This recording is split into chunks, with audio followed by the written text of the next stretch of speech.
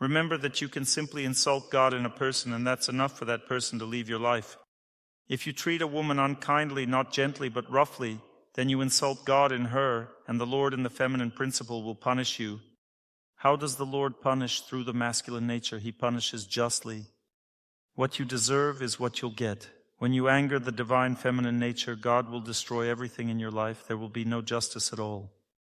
If you have insulted the feminine nature, didn't treat a woman tenderly, affectionately, kindly, didn't tolerate her emotions but suppressed and silenced her, then the Lord, through the woman, will start destroying everything in your life indiscriminately. He won't care whether it's fair or not. He will simply take everything away, destroy everything. Therefore, one must be very careful with the feminine nature. You shouldn't make her too angry. You shouldn't neglect feminine nature too much. This can be very dangerous in life in general. But now you have an unspoken question for me. Where are the guarantees? I treat my wife very carefully, tenderly. She's being capricious. Will she become more capricious because of this? Definitely. If you tolerate a woman's whims, she will feel free and will be very capricious with you because you tolerate her behavior. Great. You can relax, right? What to do? A man should know that love or respect for a person always has two sides. The first side is a very tender and affectionate attitude toward a woman, tolerance of her emotions. The second side is when a man is firm as a rock. When a woman becomes too bold in her emotions, be like a rock. What does this mean? Don't pay attention to her. Fulfill all your duties, but keep your distance. She needs to understand where the boundary of her behavior is. If a man behaves like a rock, as if living his life without her, and she knows why, then she will deeply regret it later. But if a man starts to get angry at her, yells that she can't behave correctly, it won't help. Only coldness, firmness, calmness, detachment will help. A woman always gets scared of this and starts to behave well, but this is a kind coldness, not an angry one. If a woman behaves affectionately, tenderly, obediently with a man, and he becomes too bold, he will definitely become too bold. What to do? Take care of him, look after him, but let him know that intimacy is not going to happen today or tomorrow, or the day after tomorrow. And he starts to understand that no one will allow him to exploit feminine nature, thinking, I'm the man, so I command the woman. Men and women also go through 3 stages in their understanding, so a cold behavior is needed for a long time. The first stage is anger and threats. If you behave like this, maybe we shouldn't live together at all. You should not pay attention and continue to maintain coolness in your attitude towards your close person. Not cold, but coolness. This is gentle punishment. Punishment should always be gentle for a close person. Not angry, not harsh, but gentle. Not a demonstration of power, but careful punishment. The second stage is sucking up. Well, okay, come on, everything is fine. Don't pay attention to this. And then the person says, what's wrong with you again, dear? Maybe I'm at fault for something. You can't be silent, stubbornly silent for 1 hour and another in a row. The person behaves as if they want the truth, making amends. And then you need to very carefully say, in fact, you're not to blame, everything is good, but it's better not to do it this way because it's very hard for me to bear. But otherwise, everything is good, everything is fine. This is how you should convey the truth to a close person. Not like, now you understand that you are guilty. You can't do that. Do it gently and smoothly. I'll tell you how I discipline my wife. She's tired of cleaning in the kitchen and there's dirt there. I approach her and say, listen, here's the thing. She, by the way, understands what's really happening. I tell her, my friend's wife is making a mess and he doesn't know how to tell her about it, how to convey it. And he's asking me for advice. I don't know either. I'm not a woman. He asked me to ask my wife. So I'm asking how to tell a wife to clean up in the kitchen. Or to clean the house in general. She looks at me and says, is that a hint? I say, listen, my friend is just asking for advice. He trusts me.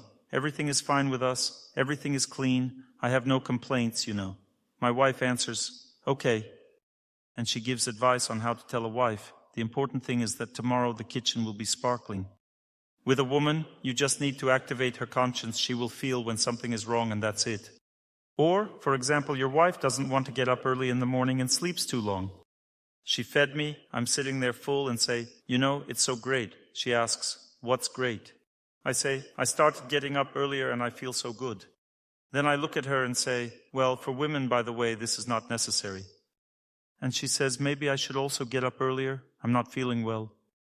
I know that a woman was born for happiness, needs to rest and relax.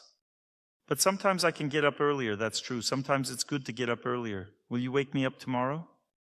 Well, you know that I can't wake you up. You turn to the other side and continue sleeping. She says, well, you try, maybe it will work. I say, okay, I'll try. I don't wake her up. I approach, just sit next to her. I just sit and say that it's so nice outside, so fresh. I'll probably go outside, and I go, and then she comes too. And it's always like this, always like this. This is called compatibility. Once when my wife and I just started communicating, I noticed that she walks very slowly, and I walk very quickly, and it was incredibly difficult for us to walk together. Someone had to give in. I started studying this topic and discovered the Tao treatise. There is such a treatise, and there's a section on compatibility, and it says slow, fast. Female and male compatibility means that the woman is slow, the man is fast, or the woman is fast, and the man is slow. Fat, thin, thin, fat, hot, cold, early bird, night owl. This is compatibility because if people are two early birds, they kill each other.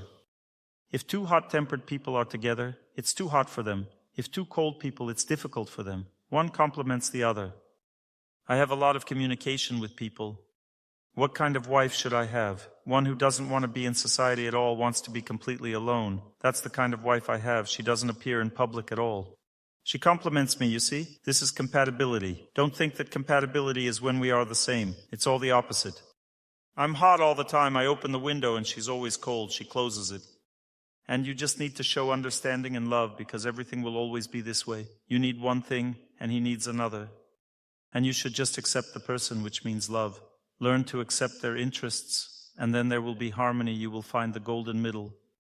The topic of respect is very important. I repeat once again, if you've decided that you can't behave this way with your husband because he immediately becomes arrogant, know that you won't have the opportunity to save your family. A woman needs to behave with a man just as I said, and there's no other way, no matter how hard you try. It's difficult for women to respect a man's opinion or to respect a man as someone senior. A man and a woman are equal, their relationship is equal, but a man needs to be respected as someone senior so that he will listen to you. If you consider yourself equal, he begins to compete with you, trying to be better and stronger, and he will simply wear you out. To prevent this from happening, simply consider him senior. Ask his opinion about everything, but you can do as you wish. Let me give you an example. You say, what do you think? Should we buy more underwear for the child or not? He says, we already have 50 pairs, we don't need more. And then you tell him, thank you, yes, I'll do just that. That's it, you've told him that. Then you come back the next day and cry, oh, you know, I bought underwear. Please forgive me. He'll say, you bought it, so what's the problem? The main thing is that you acknowledged his opinion. He established the order, but exceptions are possible. He says, we don't spend money on nonsense, we save it. You say, you're right, let's save up the money, that's right, we need to save. You've agreed, that's all. And then you say, please forgive me, I bought this thing, it was really necessary. He says, it's not a big deal. And at the end of the month, the situation with the money is the same as it was before. But we're saving money, the main thing is that we're saving money. A woman deals with exceptions in the family, while a man deals with rules. Acknowledge the rules, ladies, and then exceptions are guaranteed for you. Because a man has a generous nature, the main thing for him is, my wife respects my opinion, we're saving up the money. If he gets indignant and says, listen, we're saving, but look at the budget, everything remains the same expenses. You need to sit down and say, I agree. I wasn't paying enough attention, forgive me, but we are saving. That's it. He'll calm down immediately. The rule has been established, that's it. But what should I do if the man spends everything? Hide the money. He'll say, where's the money? You say, it's gone. Hide it, save it. And if he doesn't give money? Well, that means you're a bad wife. Money needs to be extracted from a man. With affection, care, and attention. He's the head, the financial director, the head of the family. Fine, no problem. Then you need to beg, cry, ask, wheedle money. Darling, please give me some. Men really like this. But if the man spends a lot of money, what should I do? If a man is becoming arrogant, it's very simple to tame him. Just turn off the love. You always love him, but he's become arrogant, spending money. You just suddenly stop giving love. He'll say, what's wrong? Why can't I hug you? I don't know, it's just that you spend so much and I don't feel happiness inside. If a woman is not happy, nobody's happy. He'll be stubborn at first. He'll spend some more for a while, see if maybe her happiness will return, testing the situation.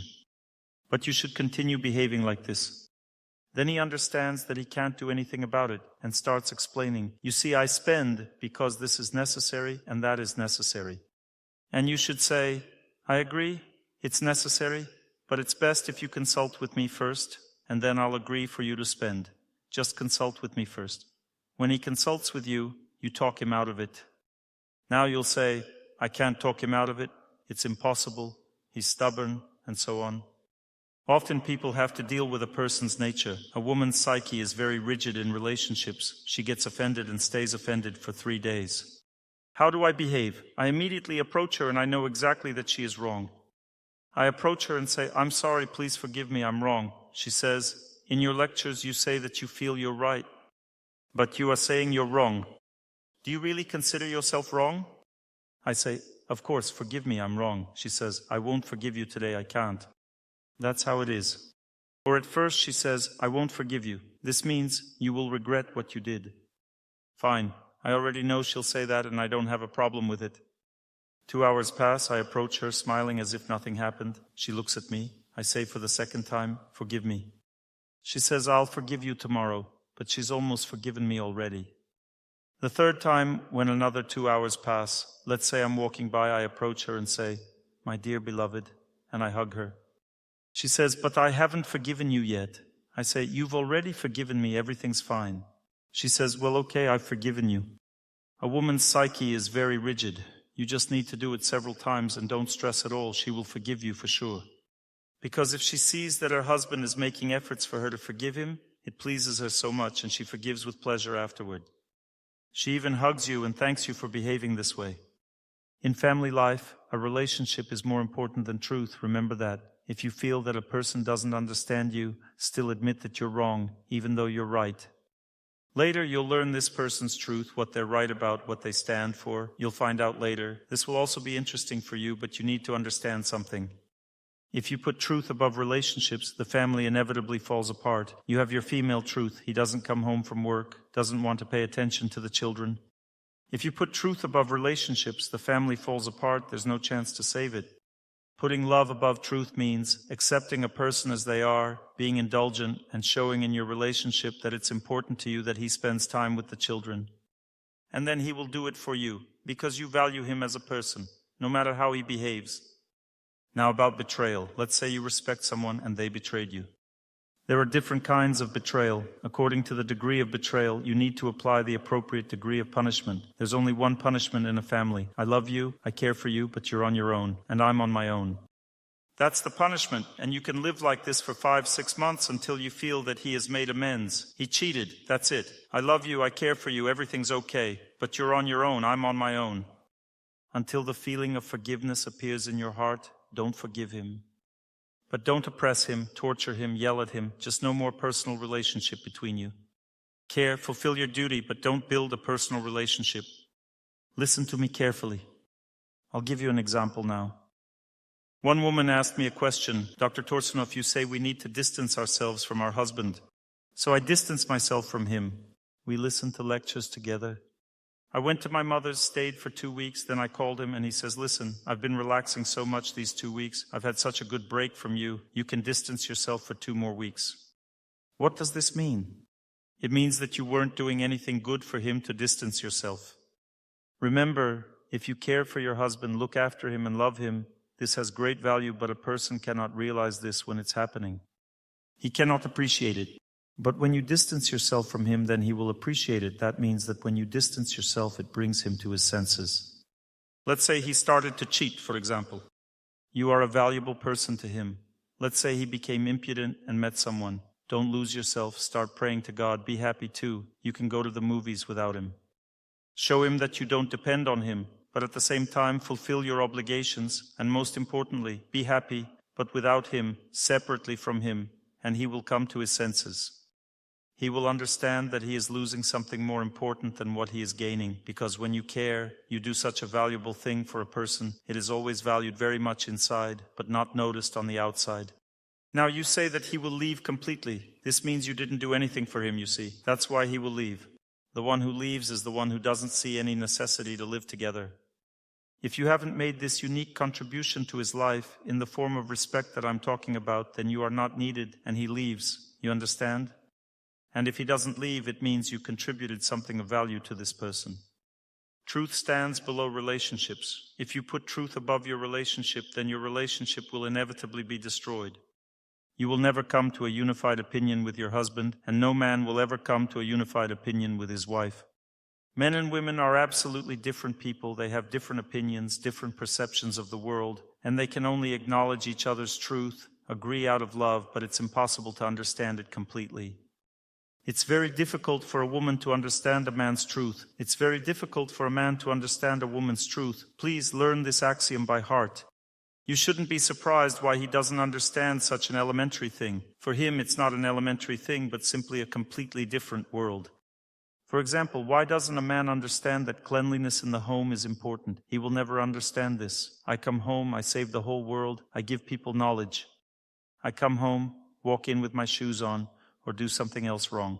I simply don't notice it. And my wife says to me, "What are you doing? This is dirt, you can't do that." I say, "True, I agree."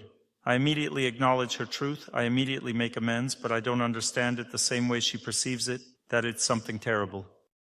I'm eating, I put a stain on my t-shirt that she just washed. She says, "It's terrible to be so messy." I agree, but in my heart, I don't feel at all that it's terrible. Well, I made a stain, so what's the problem? But I immediately agree because a relationship is above truth. Remember this in family life. And you shouldn't suffer so much from not being understood.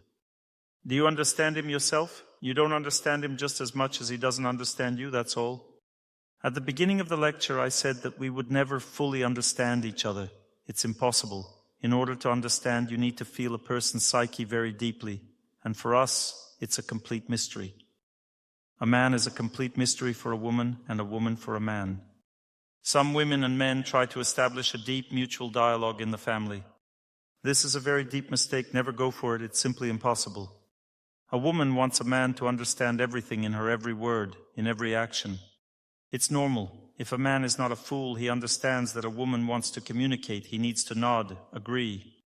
But he will not understand. It's simply 100% sure that he won't understand because his life is in a different sphere. You talk about the importance of loving our children. We need to take care of them. They are so small. We need to look after them. What if they get sick, and so on. And how a man should reply, "Yes, this is so important. It's extremely important. Thank you for telling me. Now I will know this." But if you look into his heart, ladies, you'll see it's absolutely not important to him. Well, they'll get sick, they'll get better. What's the problem? When children get sick, it makes them stronger. That's how a man thinks. You will never make a woman out of him. Sometimes men want to make men out of women. Let's go running with me. Do you generally like doing sports? You should say, "I really like it, but it's difficult." And what if it's the opposite? He's lying on the couch. He's lying on the couch, and you're exercising using an elliptical machine. Do you want me to discuss this topic with you? Please explain the reason. The reason lies in your past lives, as always. A person has 3 stages of degradation. Relationships are in accordance with the stages of degradation. The first stage of degradation, a woman has female shortcomings, a man has male ones, meaning a woman is resentful, vulnerable, lazy, capricious, sensitive, sickly, and so on. These are natural female shortcomings. A man is rough, harsh, slow-witted in small things, stubborn, straightforward, and so on. These are natural male shortcomings. This is normal, good. A woman feels comfortable, a man feels comfortable. The second stage of degradation means that a person doesn't work on themselves for a whole life. Let's say a woman has female shortcomings. Shortcomings don't go away. A person doesn't work on themselves for a whole life. Shortcomings don't go away. In the next life, she is born as a man, not with male shortcomings, but with female ones. He is born resentful. He lived with his shortcomings. He didn't care. A person's gender changes in the next life. A man changes to a woman, and a woman to a man. With the exception of monks. If a person lived as a monk, in the next life it turns out a man is born a man, a woman is born a woman. All others change gender. A woman is born with male shortcomings. She is rough because she was in a male body, didn't work on herself, so in the next life, she gets the consequences. A woman is born a woman, but with male shortcomings. As a result, if a woman has male shortcomings, what kind of husband will she get? Do you think she will be able to tolerate a man with male shortcomings? No chance. She can only tolerate a man with female shortcomings. If you want a different man who would command you, you won't be able to handle him. If you have masculine flaws, you need a man with feminine flaws. That's harmony. If you don't accept this harmony, nothing can be done. You've started to change yourself now. If you change yourself, everything will also change for your man, because you are like communicating vessels. There's a slight delay.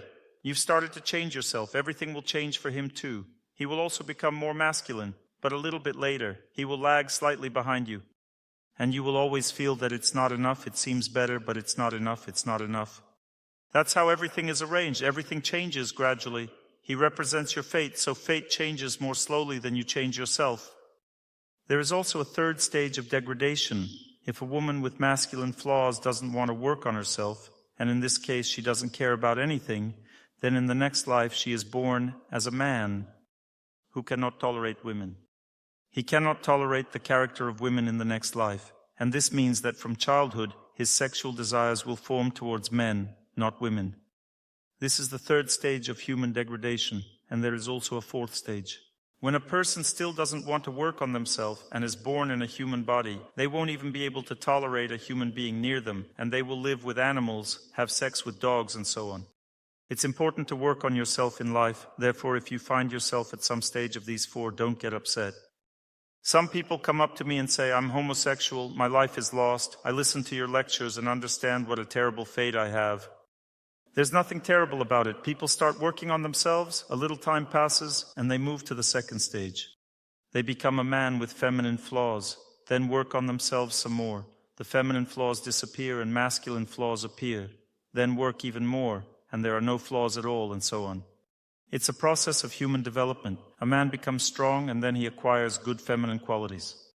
A developed man who has overcome himself becomes tender, affectionate, gentle, kind, caring, and at the same time, he remains masculine. This is already a sign that holiness is coming into a person's character. Similarly, a woman who has developed very sublime qualities in herself remains very tender, affectionate, caring, while being brave, intelligent, patient, responsible, and so on. She remains an affectionate, tender, caring woman. That's a sign of holiness in a person. What is the cause of female loneliness? The cause of loneliness is always only one. A man needs love. Love needs to be given, not desired, but given away. If a woman begins to love people simply, treats everyone very affectionately and caringly, loves everyone, is happy for everyone, doesn't expect love for herself, cares for everyone, she accumulates strength, the feminine power of love. Gradually, she becomes more and more self-sufficient in relationships. My prediction for ladies is such: at the moment when you experience so much happiness in relationships with people, you will have many friends, good people around you to whom you give your life. At the moment when you experience so much happiness and understand that you don't even need a husband, you feel so good in relationships. From that moment on, men won't be able to tolerate your psyche. They will fall in love with you, want to marry you. This is called knocking a man off his feet with your feminine power.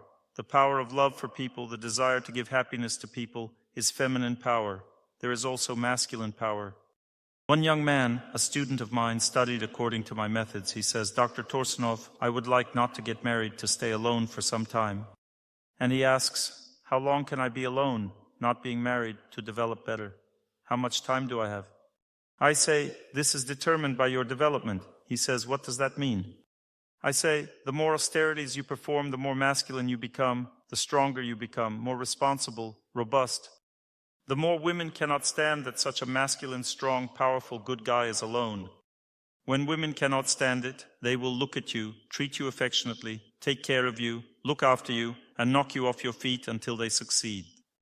Therefore I say, if you become a developed man, you have no chance to remain alone any longer. You will have to get married because someone will knock you off your feet. He says, what if I become stronger than women, stronger than their love? I say, don't worry, there will be one who will be stronger than you, and you won't be able to escape her power. She will knock you down anyway. He says, I understand. Now, since you more or less understand, I'm telling you the most important thing. I'm not telling you everything about relationships. I'm just telling you the most important thing. If you understand this, this is the foundation of a relationship. And precisely when this foundation is destroyed, the family is destroyed. Now, I want to tell you one more most important thing. Remember, a person needs very strong love. This is a natural need of every person. Every person has the desire to love genuinely to the fullest. It's simply embedded in our nature. Remember, if we genuinely to the fullest begin to love someone, then we always begin to confuse them with God. Is that clear? This always leads to the destruction of a relationship inevitably. When a person confuses their loved one with God and begins to deify that person, then the person loses all ability to love the person. There is only one reason. The energy of love is controlled by the Lord, and He knows who is who. If I start confusing one with the other, He simply turns off the flow of love and that's it. You won't get anything at all. Therefore, if you want everything to be right, love the Lord with all your heart.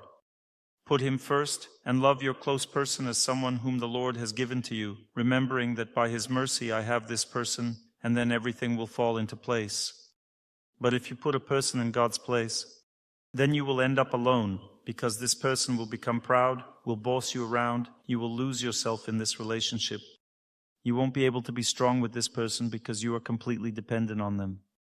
If a man sees that a woman is completely dependent on him, loves him so much, then he loses all interest in her because he needs a woman on whom he himself will depend. He needs a princess who pays no attention to him, who makes eyes at him, and is not against communication with him. And he must pursue her all his life. A man has such a nature, he needs to fight for a woman and she must maintain balance next to him. Not to lose herself next to him, but to be self-sufficient, happy, cheerful, despite the fact that she, let's say, loves him, and then he will love her all his life. But if she has lost herself, then there will be trouble ahead. That means there is no chance to save the family. It's very important to know that people, even when a family is just being created, often don't notice how they lose themselves. Let's say you got a good husband, a good person. A person doesn't notice how they lose themselves. A woman doesn't notice how she begins to humiliate herself before him and begins to depend on him too much. Any person ceases to love the one who humiliates themselves. Therefore, you have to understand that God comes first. If you don't understand that you need to watch yourself in a relationship, don't understand that a person needs some kind of dream in life in a relationship rather than you surrendering to him completely, then he will lose deep interest in you. A woman should depend on God and remain faithful to her husband, show him that she depends on him, but she needs to depend completely with all her heart on God. Otherwise, the person gets lost.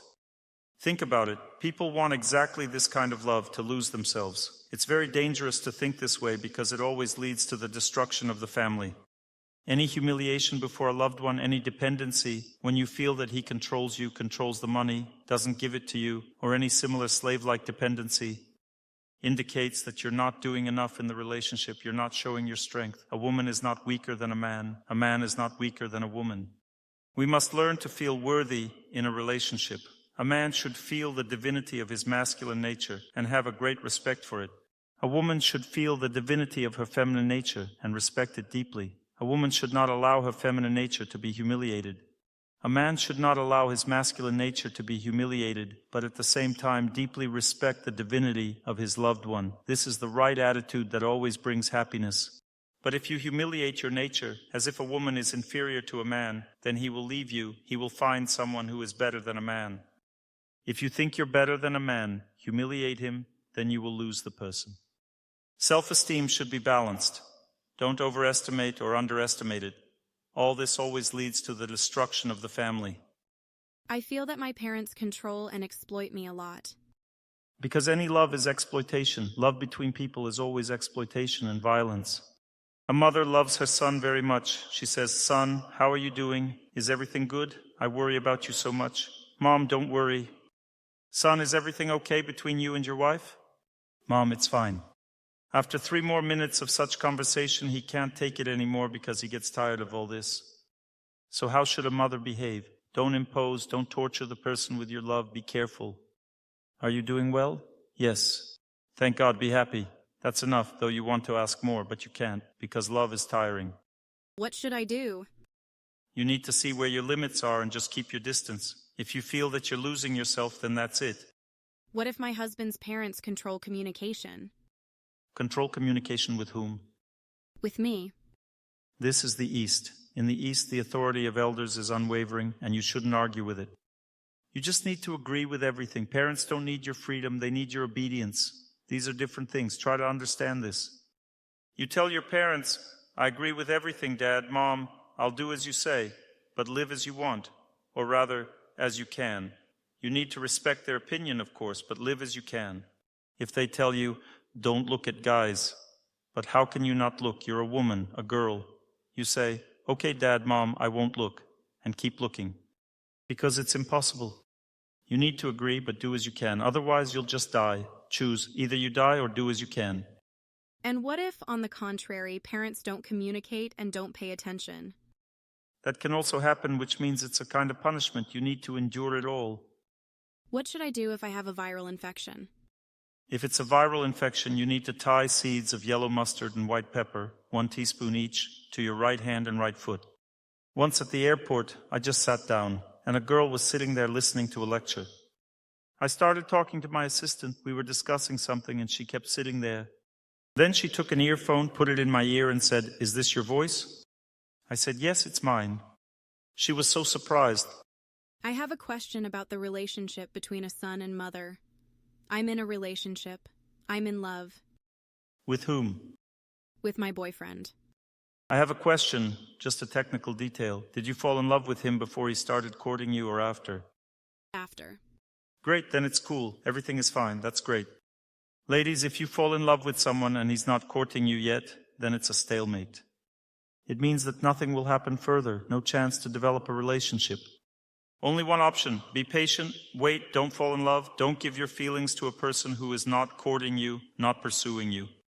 Do not do this under any circumstances because a woman gives her feelings to someone with great difficulty. In principle, a woman will never give her feelings to anyone just like that. But if a woman still allowed herself to do this, it's terrible, it's very unfavorable. It's good that you fell in love, good, but you still need to throw him off his feet. If you made a throw and he's still on his feet, you do it again, but he's still standing, keep doing it. Don't relax, smile, look serious and unapproachable. Keep doing it until the wedding. Thank you. And what should I do with his mother? With his mother, use a very aggressive behavior, aggressive female behavior. When you see his mother, throw your arms around her neck. Mom, I love you. Or, I would so much like you to be my mother. She'll say, but I wouldn't want that. And you say, but I would. Keep pushing. I just love you. That's all. And use a very tough style. I love you. I want to take care of you. She will test you and then relax. This all means she loves her son. It's a competition between you. Don't pay attention. You see how another person's love greatly interferes with your love. She loves him greatly and you love him. Now there's competition. Remember, she will win, not you. So you just need to choose the right tactic. Say, "Dear Mom, of course you are more important to him. You are first for him. I am second." Say whatever you want, as long as she calms down. If she calms down, it means you will have a very strong marriage, because if he starts to act foolishly and cheat, she will bring him back. How to understand the eternity of punishment in hell in Christianity? You need to understand the concept of the religion itself. In Christianity, a very big emphasis is placed on the fact that you must do everything in this life. This is a very cool idea. And then forever in hell, as they say, there is no way back. Yes, I'll explain to you now how I understand it, because I study it seriously. This is how I understand it. When a person goes to hell, time passes differently there. Here a minute passes, but there a year passes. You see, and a person can stay there for 10,000 years, while here only a few years pass. And therefore it seems eternal, because for us 10,000 years is infinitely long. And the same in heaven, there too time lasts differently, and there they live very long, so it also turns out to be eternity. But here they live less and simply live for the exam. Pass the exam, go to heaven, failed, go to hell. That's why it is said that you have no chances. And this is correct thinking when people are set up this way and people invest in this life. But if a person thinks like, we live many times, in this life I'll have fun, and in the next one I'll work on myself. Often religious traditions are jealous of each other. They have a jealous attitude. In Christianity, there are exactly the same clairvoyants, people who predict fate. They predict what is going to happen in your life, how you'll answer for your actions. But they don't call it the law of karma. They just say that this is what fate has in store for you. This is how the Lord decided. This is how justice works.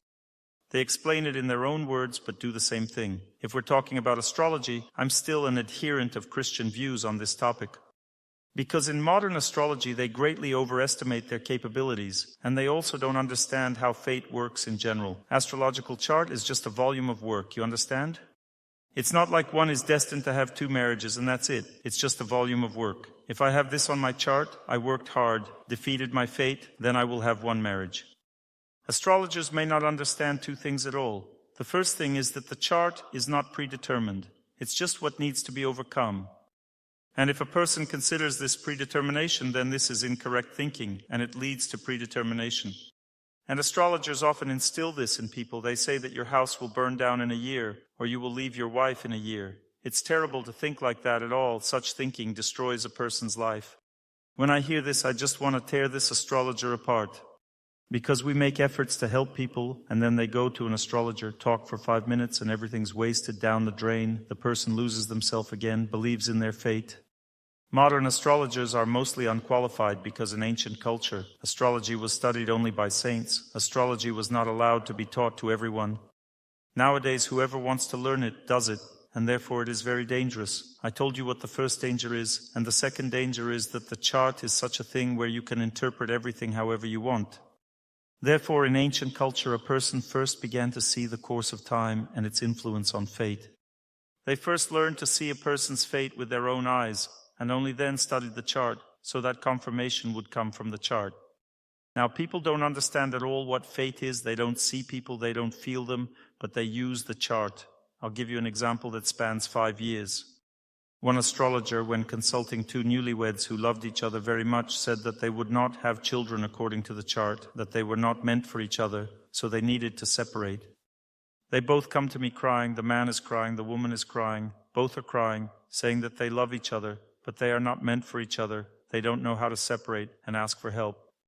Funny? It wasn't funny to me at all. I say, where did you get this nonsense? They started telling me where they got it from. I say that I don't agree with this person. This is complete nonsense. First of all, you will definitely have children. Second, you don't need to separate, and so on. It took me 2 whole hours to bring them to their senses. Only 20 minutes of the astrologer's work, and then I needed 2 hours to bring them to their senses so that they would understand that they were deceived. They were told everything according to the chart, and I was just talking without any chart, who to believe. I convinced them. Following my advice, they went to a holy place right away, dropped everything and went to a holy place, to Jerusalem, began to pray to God to preserve their family and give them children. They prayed very sincerely. They didn't have children for some time. They lived together, but had no children. After that, literally a couple of months later, she got pregnant. They wanted a boy. They had a boy. They were very happy, were very joyful. They realized that thank God they stayed together, and then began to perform healing practices, work on themselves, and conception happened again. And they had 2 twin boys, so 3 children in total. And then after some time, she went to the gynecologist and said, I already have 3 children, that's enough for me, but what if I get pregnant? The gynecologist looked and said that most likely she would have twins. Now they have another problem. They are afraid that now there will be 5 children. But you shouldn't go to an astrologer at this moment. Fortune tellers do the same thing. They discourage people. Neither astrologers nor fortune tellers will help you. Only good people will. But the astrologer can be a good person. How to check? They made you a horoscope and you were inspired. They told you about your life and what would help you. You know how to fight for your fate, what to do, how to win. Such an astrologer is acceptable. But if they scare you, you feel fear, then don't go to this person anymore and don't believe them. They deceive you. Human life is designed only for victory, only for happiness, only for overcoming obstacles. If you don't succeed, then train, study how to do it right. Well, young lady, I haven't spoken with you yet. Hello. My husband's brother has a tough character. It's not possible to build a relationship with him. Sometimes in our fate, there are things that won't work out for us. Is your husband sitting next to you? Yes. Look, your brother has such a character that your wife cannot build a close relationship with him. It's simply impossible. Because he has a very firm character and she is very sensitive, and they won't connect, so it will require extreme efforts for you to build a relationship with him. Just be kind to him, behave well, but you won't be able to get closer to him. It's just your fate. Nothing can be done about it, but you should care for him and wish him happiness. If you start trying to get closer, it will only get worse. Things will get really tough. Because you will feel hurt, they will get angry that you're hurt, and so on. It will be terrible. Should I distance myself? You don't need to distance yourself. You should give gifts, behave well, but not enter into a close relationship. You've gathered together. The brother loves his brother. That's fine. You've gathered together, prepared the meal, brought it out, and fed everyone. But don't bother them. How are you doing? You shouldn't intrude on them because nothing good will come of it. Because your mental state cannot handle them. Learn to accept fate. Sometimes it's impossible to establish a relationship. For example, it happens that a mother cannot establish a relationship with her daughter, simply cannot. Sometimes a daughter cannot maintain a relationship with her mother. If this is your case, then simply love from a distance, give gifts, take care, wish happiness, do whatever you want, but don't enter into close conversation. Even if they involve you in conversation, say, yes, yes, agree, but don't try to make them understand you. It's impossible. Sometimes it happens this way. Please tell us about prayer. When I talk about prayer, it is the most valuable, intimate knowledge that I have in life, and this knowledge is miraculous by its nature. Therefore, learn this. Listen to those who pray, and learn to repeat the prayer in your memory, just as they do. Concentrate on this. Make an effort. Try to overcome your fate.